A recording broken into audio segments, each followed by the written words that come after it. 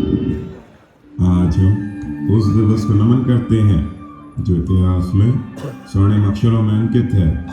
यह मंच आज त्रेता युग की उस महासभा का साक्षी बनने जा रहा है जहां नियति ने स्वयं अपना मार्ग चुना था। शक्ति, भक्ति और मर्यादा के उस दिव्य संगम को प्रणाम, जहां मिथिला के प्रांगण में शिव धनुष की प्रत्यंचा ने संपूर्ण ब्रह्मांड को शंकरित कर दिया था।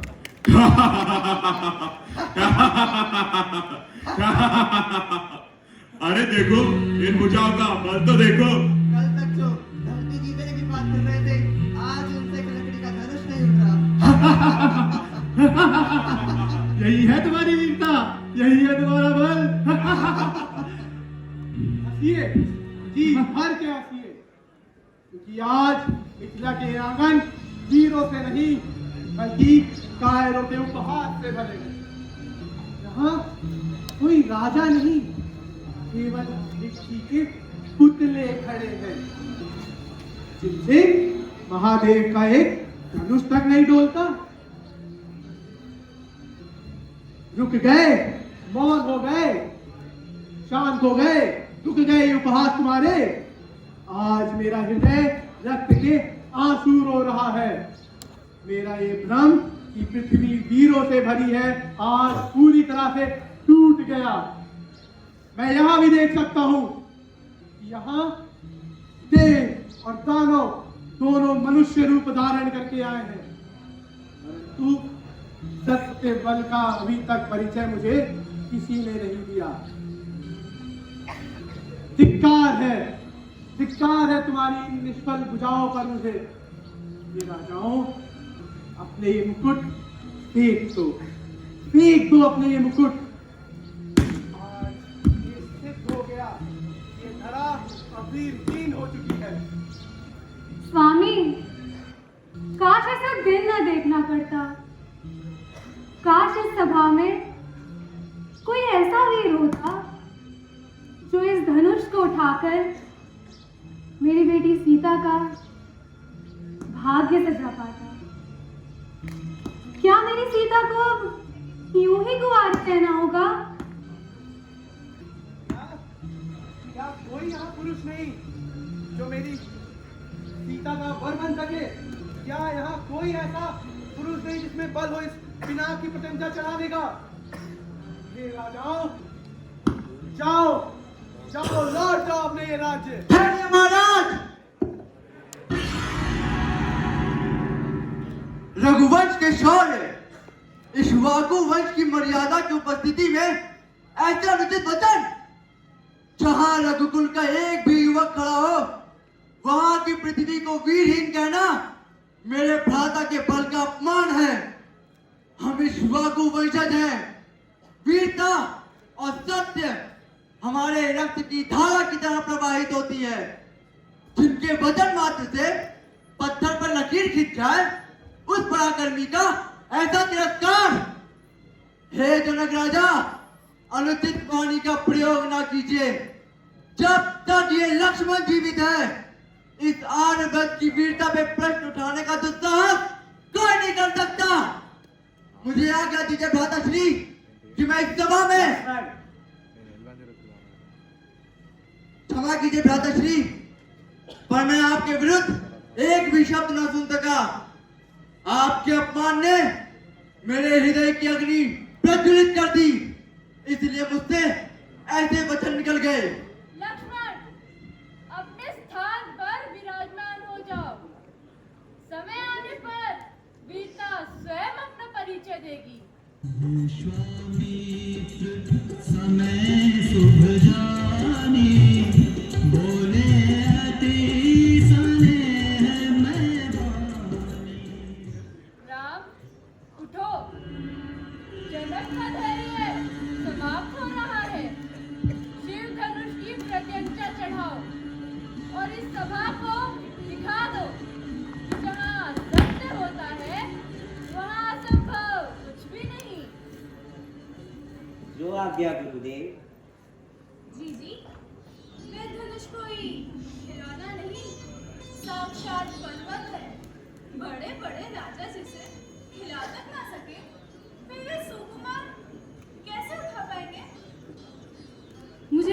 जी जी, कहीं पिताश्री का प्रण आपके जीवन का दुर्भाग्य ना बन जाए। बस करो, अपनी शंकाओं के बाणों से अपनी बहन का हृदय छलनी मत करो। पर माँ, हम तो सत्य कह रहे हैं, वह धनुष अटल है। सत्य वो नहीं है जो आंखों से दिखता है, उर्मिला, सत्य वो है जो विश्वास से जीता है। सीते, तू क्यों विचलित है? जब चुनाव उस ईश्वर का है, फिर शंका कैसी?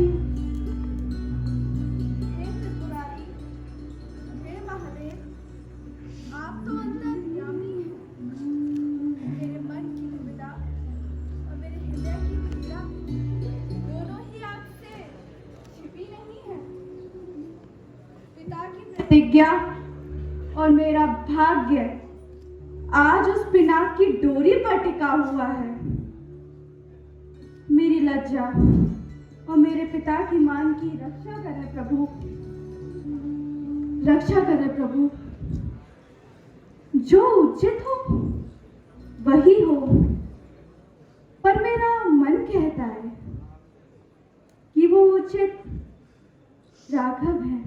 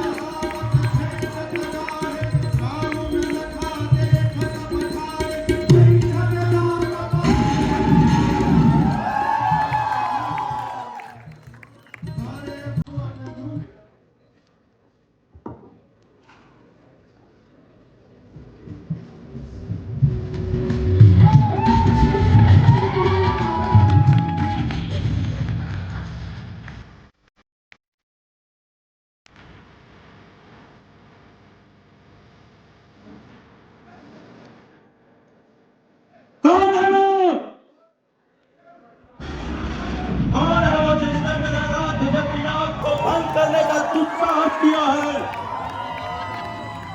इस सभा में कौन है जो अपनी माता को निपुति बनाना चाहता है? कल्याण हो, मैंने इस धरती को 21 बार क्षत्रिय विहीन किया है।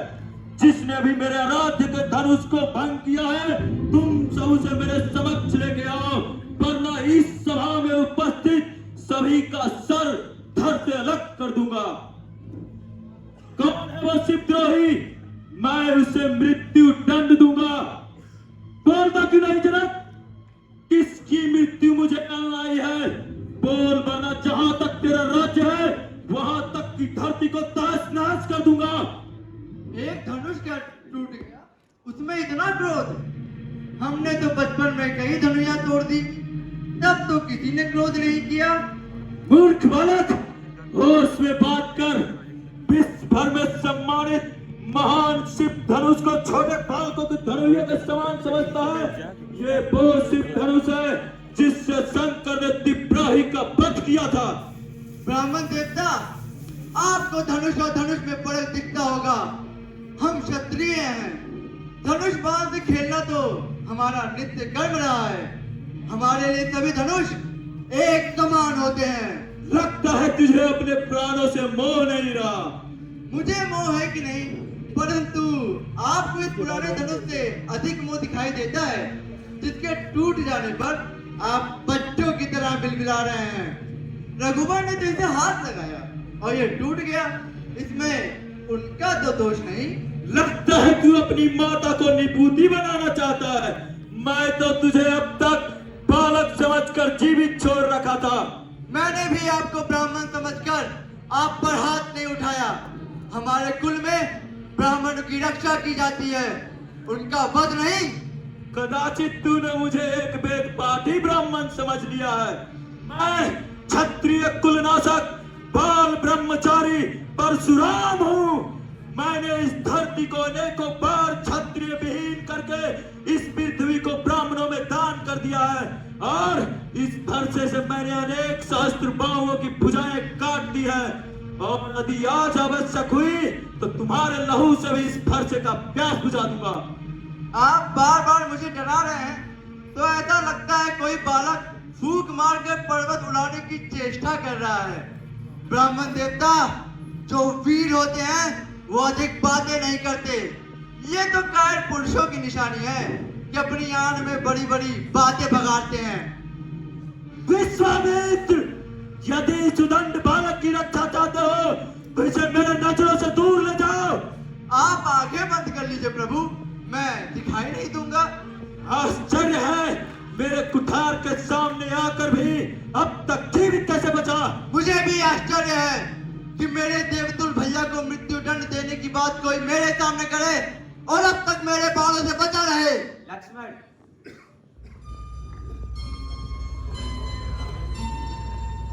भगवान आप तो सहज सुजान हैं, बालक की बातों पर ध्यान मत दीजिए। और मैं कौन सा आपका अपराध किया है? आपका अपराधी तो मैं हूँ। मेरे ही हाथों से आपका वो धनुष भंग हुआ है। यदि दंड देना है तो मुझे दीजिए।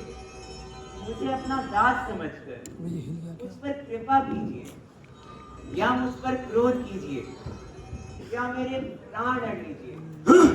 तुम भी कुछ कम नहीं हो। मेरे आराध्य के धनुष को भंग करके मुझे ही ज्ञान दे रहे हो।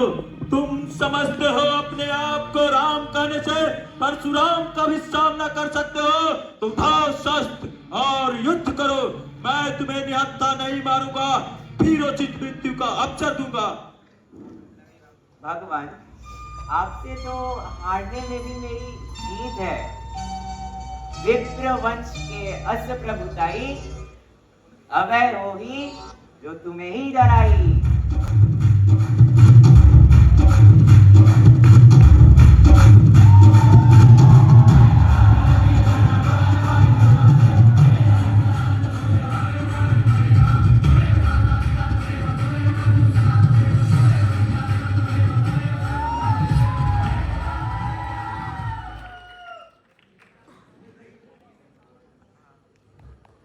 हे रघुकुल रूपी कमल बन के सुर, हे दुष्टों के विनाश करने वाले नित्य ज्योति, आपको मेरा प्रणाम है। आज मुझे बोध हो गया है कि आप केवल रघुनंदन ही नहीं, धर्म के साक्षात स्तंभ हैं। मैंने अज्ञानवश आपको बहुत सारे कठोर वचन कर दिए। हे क्षमा के सागर, आप दोनों भाइयों मुझे क्षमा प्रदान कीजिए। आज से मेरा क्रोध शांत है और मैं अपना फरसा आपके चरणों में अर्पित करता हूं।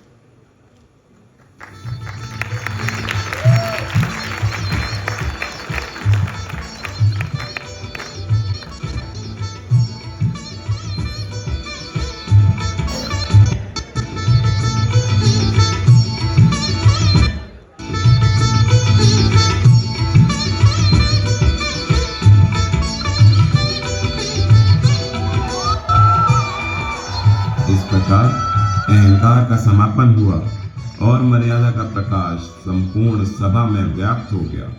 मिथिला के आंगन में केवल एक विवाह नहीं, धर्म और नीति का दिव्य संगम संपन्न हुआ।